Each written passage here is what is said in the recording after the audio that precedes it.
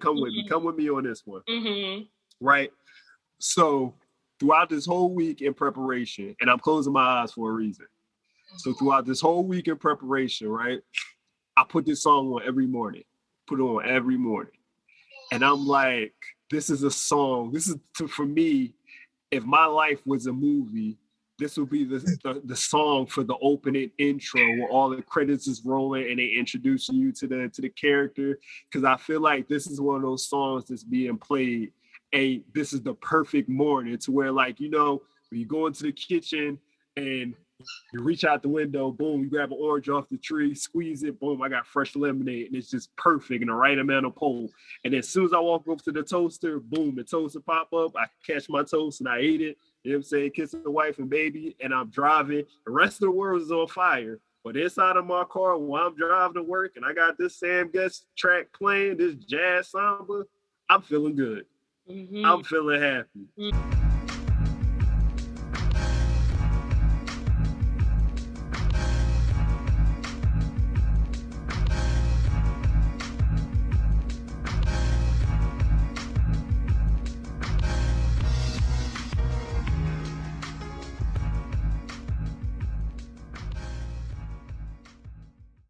Can I, is it safe to go? Can I kick it off?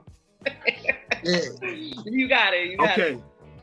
So the beautiful thing about doing this, right, is obviously we get to, in essence, discuss what we love, and in y'all case, discuss what y'all do. And in that, just like going to school, I always want to learn something new. And obviously, I like to think of myself as someone who has a bit of an ear for all sounds, all certain kinds of sounds, music, and genres and everything, right? So when we decided to talk about this said track, right? And it was like, yo, and again, I'm always surprised when I hear that something is sampled from something. It always surprises me, especially when it's something that I love. And this is an all-time classic track in hip hop. So when I heard the original, right, and in discussing this conversation, so I'm gonna apologize to you both now. I didn't take a lot of notes or make a lot of talking points, because with this particular track or these particular tracks, I feel like I wanted to speak off of the feeling of them, because I feel like it gives me a sense of feeling listening. I feel something. So I'm going to start first, right, with the Stan Getz track. Mm-hmm. And you know what I'm saying? And this track for me is so saucy. Like, it was such a saucy track. So, that was my little brief synopsis and soliloquy on. I'm like I said, I was going to get started on the original track, but I'm gonna go ahead and pass the mic, you know what I'm saying, over to whoever want to catch it and let y'all get some of this. Yo, go ahead, Ray. Go ahead.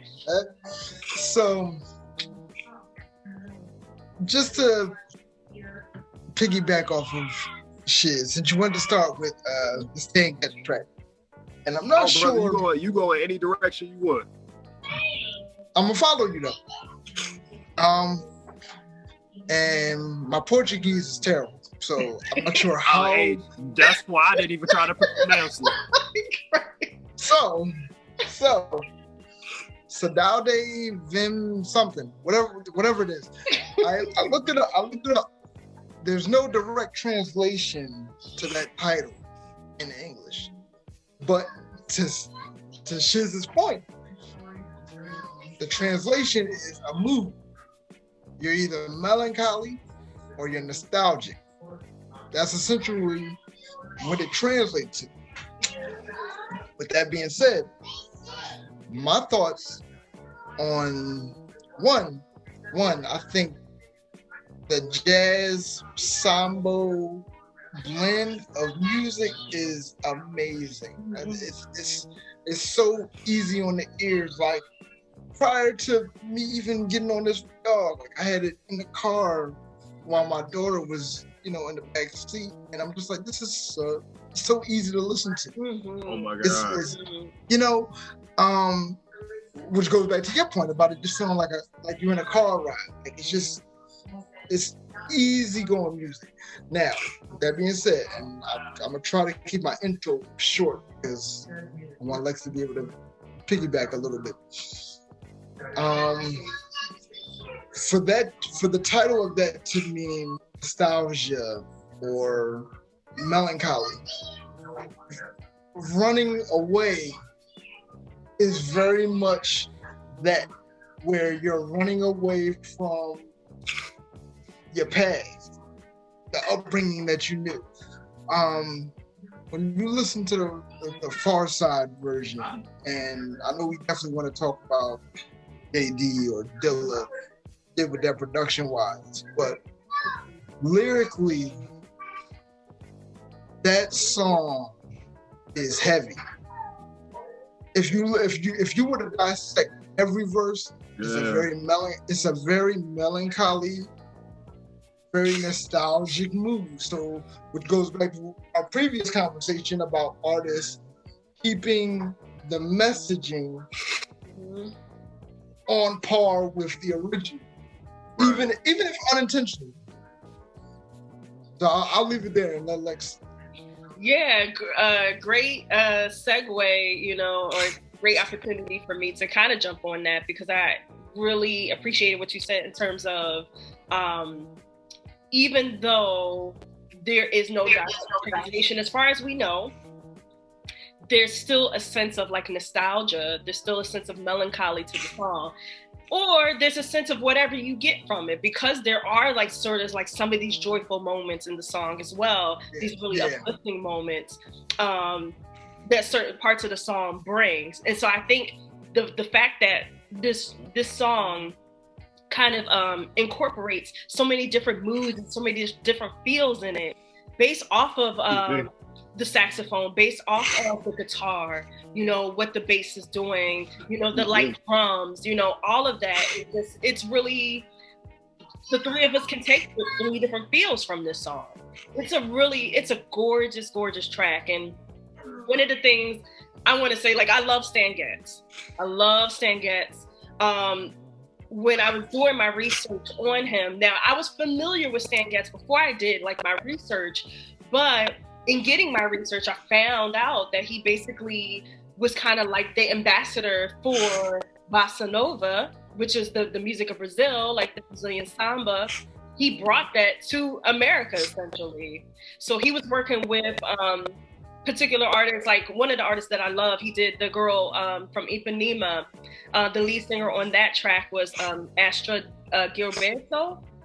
Excuse me, I could be butchering that. But yeah, Astra Gilberto and her husband, Joao Gilberto, was an amazing musician as well. When you go into like that bossa nova sound, like Brazilian jazz, oh man, it's so many gems. Trust me, it's so much amazing music, so many amazing artists. But in terms of Stan Getz, he brought a lot of that music to America, and that's kind of what, not that he had like a history in terms of like the people that he played with, but definitely with him bringing that music to America, it kind of like elevated him a bit, in terms of what he was doing and, his reputation. And a lot of people know him from that too, as well. So it's a very different sound to hear during that time. Yeah. So, yeah. Mm-hmm. Sorry, go ahead. I guess just to cap it off, essentially, when I finally, because I've been hearing the Pharcyde, like Runnin, I've been hearing that for years, obviously. Yeah. But when I finally found out where it came from, and the first time I listened to it, I was like, yeah, what? This is where it comes from? Okay. So, real quick, I just want to piggyback off you real quick. I stumbled across an album, and I'll make 2 points, but I stumbled across an album, Stan Getz and Charlie Bird. Charlie Bird is playing the guitar for the entire album while Stan is doing his saxophone thing. when I tell you, and I'm maybe halfway through the album at this point, I love stumbling across albums like that where I didn't know they existed. That bossa nova music is just, it's special. So my segue from that is Jay Dee, when he sampled Stan Getz for the Pharcyde Runnin track, was the first hip hop producer in history to ever sample Brazilian music. So for you to experiment and just kind of take a chance, and that's what you came up with, phenomenal. And I already think highly of Jay Dee anyway, but I remember being maybe like 11 when Runnin came out, and my appreciation for it has only grown as I've gotten older, because like certain songs when you come out when you're a kid, like you don't realize what you're hearing. Right. Yeah. It's a vibe. But when Lip was talking about, I never understood why they was throwing C's in my face. That meant nothing to me at 11. Right. As I get older, it's like, oh, you was going to school trips, wondering why they was always picking on. Okay, all right. So to be able to tell that story over the bridge from a Stan Getz track, because that's essentially what Runnin is. He took a section of the bridge and made it the backbone for the Pharcyde to rap on. Mm-hmm. And to this day, that's still one of my favorite songs ever. To this day. Yeah, definitely agree. And for those who haven't put it together yet, or you're wondering, the songs in discussion are Pharcyde Runnin. This was off of their Lab Cabin California album, which was released in '95. And speaking on this particular track, it was obviously, like we've been stating, produced by Jay Dee, or some probably better know him as Jay Dilla. And what happened was he sampled the track from would you call him a composer or I don't know exactly which. Stan Getz. Yeah, tenor saxophonist, but you can call him musician. But yeah, he was a musician who created a sound, and to all my Pablo Espinal friends and family, and whoever's watching this in the comment, I apologize now. Saudade Vem Correndo, I want to say it's the name of the song, off of the Jazz Samba album. Something like that. Released in '93, so he didn't dig. So Dilla didn't dig far to get back and get to the said track. But I was not aware that he was the very first person, I guess, quote unquote, in hip hop that we know of that sampled, Brazilian jazz music. And I think he is a legend for that. Because like we stated in the beginning, the track Runnin is just off the beat alone is an all-time classic hip hop track. You can put it on, you could literally put that on anywhere or for anybody, and somebody is you're going to see some head nods, you're going to see some can't keep running away. Mm-hmm. Like somebody's going to win, right? Or somebody's going to go in on the hook.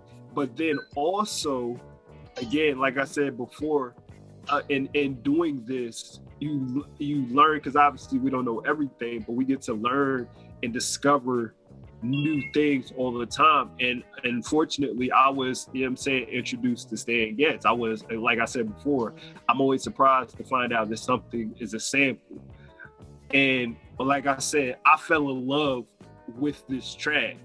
This is like light up a Cuban, light you up a good stogie, kind of feel good song, and literally like me and my wife are in the kitchen, like, kind of like getting salsa merengue on because it's such a feel good track, and I love it. I honestly, and I went through the whole album, I just let it go ahead and roll, and Yeah, I loved everything about it, and didn't think that maybe I would have discovered it later on down the road, but I'm glad I got to discover it sooner.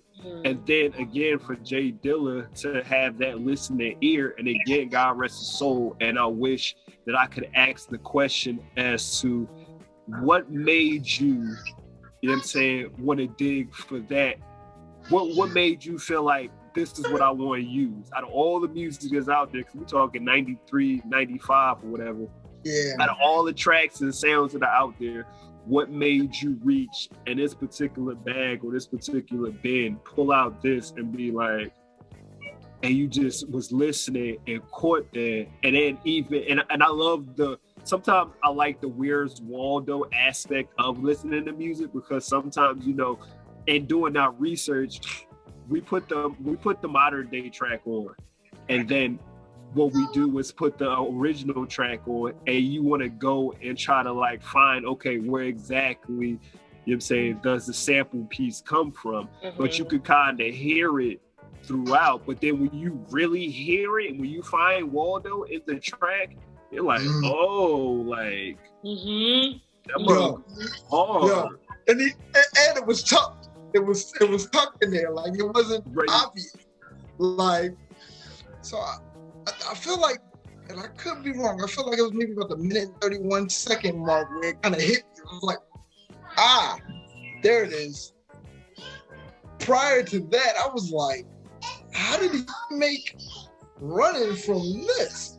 Yeah. And then it hit like, aha, there it is. Yeah. So, and I don't want to cut you off, but I just remember just feeling like, how did he find that? And then when you finally hear it, it's like, you know how much dedication it takes to find just that part? That part. Right. And he ends up, and of course he ends up building on it some more. But it's like a light bulb goes off, like, wow, this is it. And it's like, and like you said, it's more. And again, Lexi, you could probably speak on more of the producer engineer side of it, but you take that sound bite, and then all you kind of do is it's like like you're preparing a dish. You take this piece of chicken, and then you just kind of just add your own different flavors and spices and sauces and make it, you know what I'm saying, what you want to make it. You make it your own. And fortunately enough, a hip hop classic was born. Ooh, yes. You know, it's funny as we're talking about like tidbits, like taking those small, like almost real easy to miss pieces of a song and turning it into a classic. And Sean, we talked about this because you've asked the question, like, what does a producer hear? How are they able to hear like this in a song? And it makes me think of the conversations that we had thus far, like with Madlib taking the small piece in Cry of a Dreamer, right, from the Silvers for Palmolive, or Pete Rock, you know, taking a piece of, I mean, Pete Rock does this a lot too, right. You know, where he takes these small pieces. So from like Ahmad Jamal to do The World Is Yours for Nas. Yeah, that's a good you know, example. Or even like, you know, They Reminisce Over You, and the piece that he took from that one song, I can't remember off the top, but, you know, essentially, I think it's Tim Scott was the artist. And, you know, him taking that small piece of a song that is so like, if you're not really in tune, and I think that's what it is really being in tune. You gotta really be listening, because it's not just, you're talking about people going through crate digging, going through music. I mean, you gotta want to do that shit first of all, but then you also got to be wanting to put your soul into that, because I remember like on YouTube listening to another producer, and he was like talking about like the way that producers like listen to music and everything. He was like, listen to the whole track, because you never know what can come up in a whole track. And it can be something as small as like 3 seconds, or it can be as long as a minute, but whatever it is, you know, people like Madlib, producers like Madlib, like Jay Dee, like Pete Rock, like Kanye, like Just Blaze. Like you have these incredible producers who are able to hear these small pieces in these like, I mean, we're talking about 5, 6, maybe more minutes of music, and they're able to hear something and turn it into a classic. And that's a skill. It's a skill, man. The art of listening, like it's a skill, and not everybody got that. Which goes back to what I was saying about. First of all, there's a level of genius. I'm not going to sugarcoat it. There's a level of genius that comes with being able to take that minuscule little fraction of a sound and being like, you know what? I can create something great with it. This is already great. But there's also this, and I'm speaking more generally now. That's why I've never frowned upon sampling. My issue with sampling is when you're essentially making a cover. Got you. Like, and I say that because against him, because it's working, but Hitmaker, Young Bird, that's his new thing. Like he's taking songs from the 90s that we grew up on and giving them to singers, and which is cool because you're introducing those songs to new audiences. But it's essentially a cover. Like, what did you do? Mm-hmm. Whereas, like you said, I'm listening to a 4 or 5 minute track, and at 2 minutes and 47 seconds, I heard something that said, you know what? Right. If I could throw some drums and some yeah, we in there. Right. So, and Jay Dee, to his credit, he did that for everybody. He did that. Like the entire Native Tongues movement of Tribe Called Quest, De La Soul, Common, Busta Rhymes, like Jay Dee did that for everybody. For everybody. And it took him passing away for the masses to realize how great he was. Fun fact though, I didn't know that Stan Getz was from Philly. Yes, he's from Philly. Yep. So when I saw that, I said, look at Philly influencing everybody. Yeah. Like, so I say all that to say, you know, it doesn't matter where the inspiration comes from. If you can get the spark from anywhere and build upon that, I mean, that's what music is based on. Right. And not just hip hop. Right. That's no different than, I'm sure, Stan Getz being in the studio with a saxophone. Mm-hmm. Play a couple of notes, just kind of BSing around. Think I got something. You know, so again, it goes back to the conversation we had off camera. Just the beauty of art. Yeah. Just the beauty of art and inspiration. And I mean, Stan Getz's career was forever. Yeah. Like, yeah.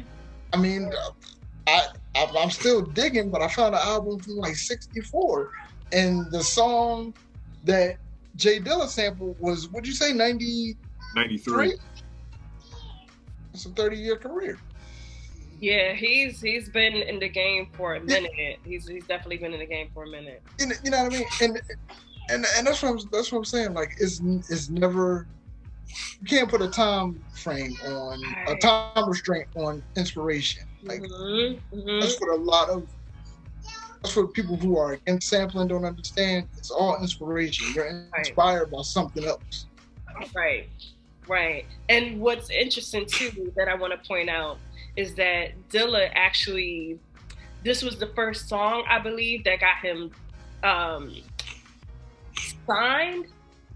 I might be wrong, but it was like his first major song.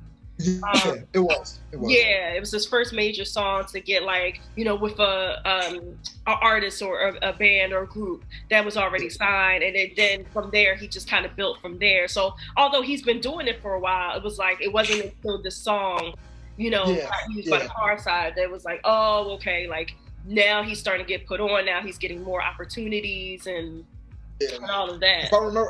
If I remember correctly, he had maybe like 2 or 3 placements before Runnin came out, and then once Runnin came out, then Tribe started calling, then De La Soul was calling, Busta Rhymes was calling. Now kind of, you kind of open the floodgates at that point. Gotcha. Yeah, it all essentially started with Runnin. Runnin was his big break. Yeah, and he was doing, of course, we can't forget like what he was doing for Detroit as well, because I know Slum Village, right? That was so important to him. Yeah. Well, you know the cool thing.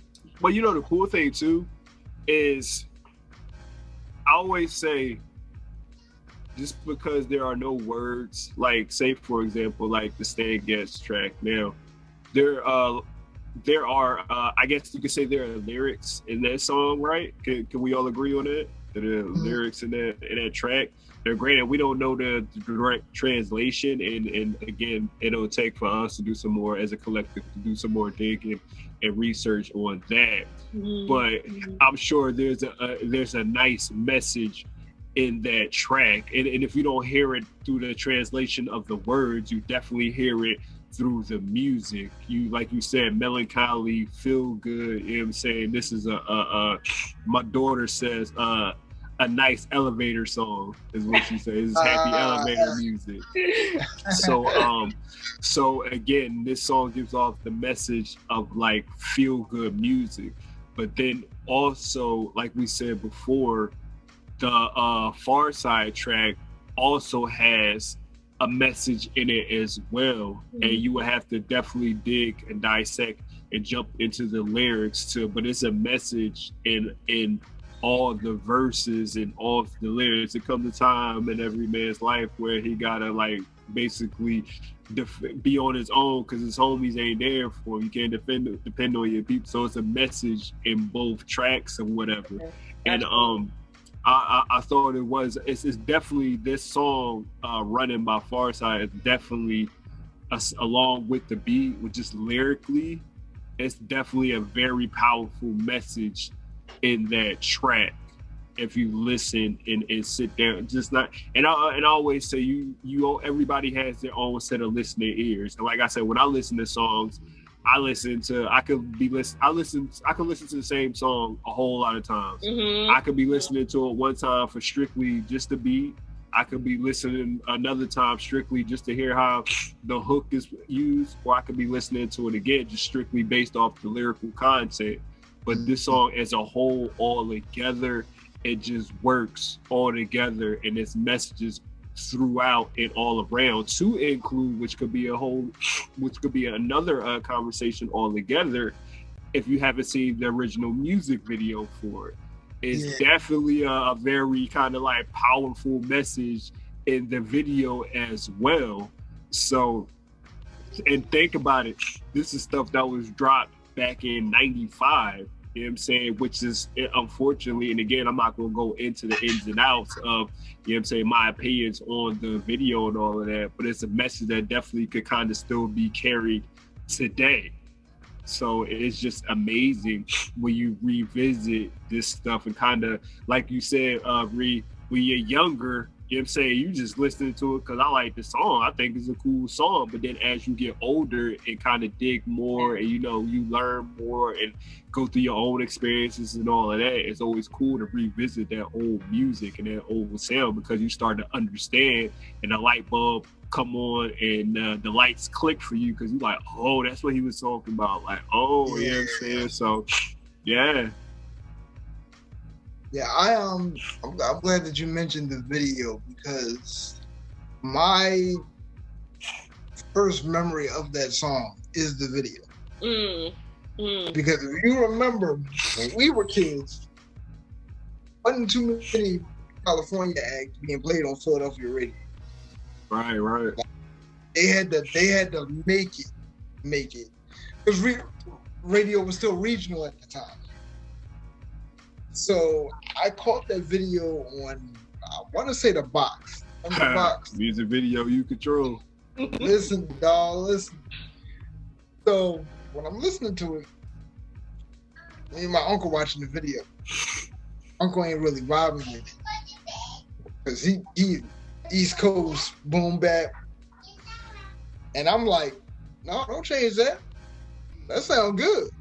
So I'm saying that to say there's an art in being able to have a message and have it be a little catchy, have it be a little bit where you can appeal. And I always tip my head to the Pharcyde for having melodies and harmony. Yeah, definitely. At the time that they were coming out. That wasn't the wave in 94, 95. And one last point I'll make, it always struck me as odd that that was the first single for their second album. And they got critiqued for that second album in the moment. I think in retrospect, that album is appreciated a lot more. But I remember that second album not being received well. Oh wow! Okay. And I'm like, that you can't tell me that the artists that made Runnin fell off on their second album. Like, remember they used to call it the sophomore jinx? Oh, right. Yeah, that album was considered a sophomore jinx. Wow. Go back and listen to that album now. Well, Lex, before I let you go ahead and not to cut you off, Reed, but it made me think about something. I was watching I forget who was doing the interview, but it was an artist, and it's funny that you said the sophomore jinx term, because what happens is like DMX, for example, or The Game, for example, when sometimes you have artists that put out these first projects, or 50 Cent for that matter, who put out these first projects and they just hit so hard and they turn into classics. What happens is now it's like people or society is measuring their level of success based off of this instant classic. And they automatically assume now that everything you put out is either going to be on that level or it's a bust, but not knowing or not even thinking that, it may not be all the way to the top of Mount Everest, but I'm pretty close to the peak, which is a success in its own. And sometimes I feel like we don't allow classics to be classics because we're so busy wanting them to, like, okay, you put out one classic, all right, just go ahead and pump out another one. It just happened, not knowing that sometimes the stars gotta align, things just gotta be right, things out of your power gotta happen, and sometimes it just happens like that. So I think sophomore slump sometimes is an unfair term because, again, like we say, we all have our own measures of success. But when you put out, like you said, they put out the track Runnin, and then now it's like, that's an all-time classic, do it again. Yeah. And it's like, nah, it don't work like that. Right. So, right. Well, go ahead, Lex, what you got? Well, I just want to say real quick that what you were just saying, it makes me think of this author, Malcolm Gladwell. He came out with a book called The Tipping Point.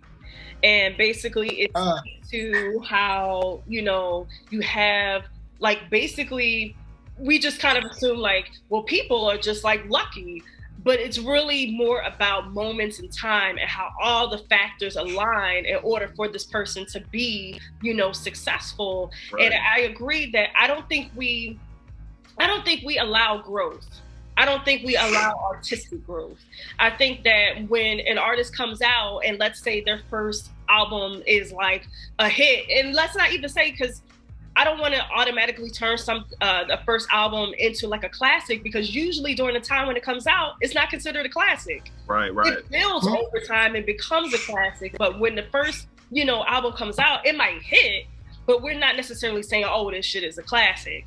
Now, there's certain factors that align in order for an artist like that comes out, let's say that came out during the 90s, you know, maybe during a particular year, maybe it was a certain movement that was going on, maybe they had a certain style, maybe it was something unique about them, like whatever the case may be, there were so many different factors that kind of like aligned and allowed them to, you know, be what they were. It was kind of like how we were talking about Camp Lo and like Lucchini, how they had that first album and then like, you know, they had the second album and then like you didn't really hear too much. It was like, yo, like what happened? But it could have just been like that moment in time, and how we don't allow artists to just grow and try to like find their way through their artistry, because we're because we're always expecting, once they hit that first time, we're expecting them to shoot straight up and to keep it that way. And it's like, that's not necessarily, you know, how it works. And I believe that's probably maybe what happened with, you know, Ray. Yeah, what you got, Ray? What you got? No, I'm actually in complete agreement with both of you guys. Because in the age of the internet, everything is an instant classic. Mm-hmm. Mm-hmm. That's like, fam, what? You're not going to listen to that next week. Right. But I digress. So, art is subjective. Yeah, it definitely is. I like how you mentioned X, because X caught a little bit of flack for Flesh of My Flesh, Blood of My Blood. It's not my favorite X album, but if you listen to that album now, as if It's Dark and Hell is Hot never came out, it's a great album. Right. I do think that you should measure artists by themselves. I don't like the idea of comparing people, right? So if Jay-Z at his peak is Reasonable Doubt, I'm only comparing American Gangster to Reasonable Doubt, right? Now, the thing is, like you said, everybody wants to call something a classic, and you don't allow artists to grow. There are a lot of people that didn't like, and I'm only saying American Gangster because I just mentioned it. I know a lot of people that didn't like Jay-Z's American Gangster album. I loved American Gangster. Fam, what's my favorite Jay-Z album to listen to? If you ask me to put on a Jay-Z album, that's the one I'm going to. I listened to that album front to back multiple times. I say all that to say, we are, as fans, we can be very unfair to artistic growth. Mm. And it's easier to understand artistic growth when you are an artist or when you just have that level of appreciation. Right. But that's not something that everybody's afforded. Right. Agreed. I listened to that Pharcyde album.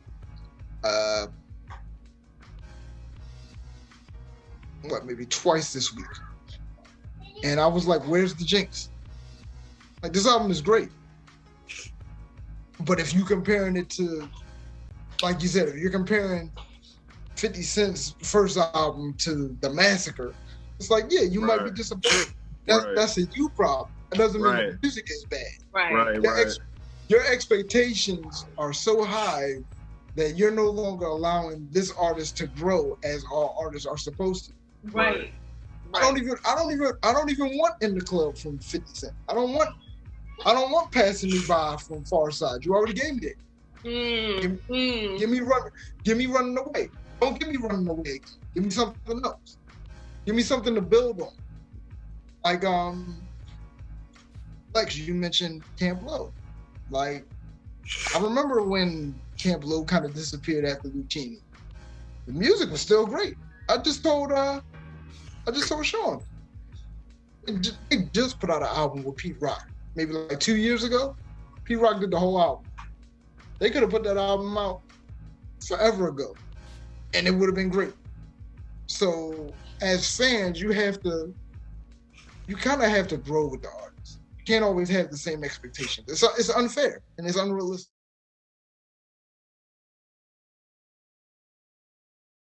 It's so important to remember these are real people. You know, these are people that, you know, are artists who have their own particular journeys in their music. And that's something I never want to forget. Like, I never want to like talk about it as if people don't have like, you know, they don't have any feelings or anything like that, or that they didn't experience anything. Like, this is real life. And that's something that I think Jay Dee with his with Dilla, with his production, what he did, you know, and that's what I love from a lot of producers, is how they're able to bring these beautiful tracks and incorporate it into like this modern music, but to keep the soulfulness of it. They're able to hear the parts in the songs that are just like, man, this is so soulful, and build on that. And that's why, you know, over time it becomes a classic. Right. I always say, like, go back to, you know, the people who like created the music that enable hip hop to sample, right, you know, right. and make the kind of music that we love, that right. has become a classic. So. I have a affinity for jazz, but I'm not as well versed as I would like to be, right? So this conversation made me dig a lot deeper to the Stan Getz catalog. Mm-hmm. Now I'm stumbling across. I'm gonna be in jazz mode for the next 7 days. right. Just because of one segment that Jay Dee happened to sample for Runnin. Right. I had to pick. I'm emotionally invested in Runnin. Right, of course. So I'm biased, admittedly. But I'm just thankful that we could have this discussion, and that the legacy of music is always evolving. Absolutely. I guess first things first, right? I want to apologize to the people and to the masses and to whoever may be listening, watching it, or whatever the case may be, and to my two distinguished and honored guests. Because my allergies, this has been like the Thriller and the Manila right now, my allergies. And you know what I'm saying, they've been getting the best of me. But again, the show must go on. I definitely pushed through, but I do apologize for that. Going forward, I'll probably be playing this song every morning to wake me up and take me to work and everything, because that's just the kind of mood that it puts me in.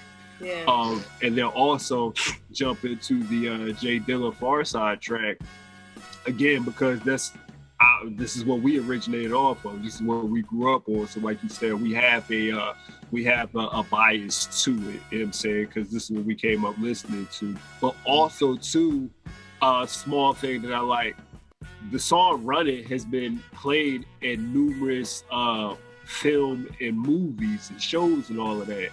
And I enjoy when I see songs being put in a film that are kind of like perfectly meshed up. And I say that to say that if you haven't seen the movie Tag, that whole movie is based off the game, friends playing the game of tag throughout their childhood and continuing on into their adulthood.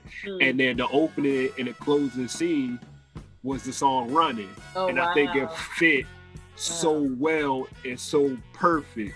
So yeah, shout outs to when cinema and film use hip hop tracks, you know what I'm saying, to like mesh together. So with all that being said, I'm gonna start running my mouth. This the Can-Do Kid, your man Shizz the Shit. All right. And I am Alexa Gold. Asriel DiCaprio. Like always, please like, comment, you know, share, subscribe, you know, let us know what you would like for us to discuss on the next episode. We definitely have more coming for you. And yeah, we love what we do. We love music, and we definitely want y'all to join the discussion. So anything y'all want to hear us talk about, anything you want to talk about with us, please leave in the comments, let us know. And yeah, we'll see y'all in the next episode. Hey, dude. Peace, y'all.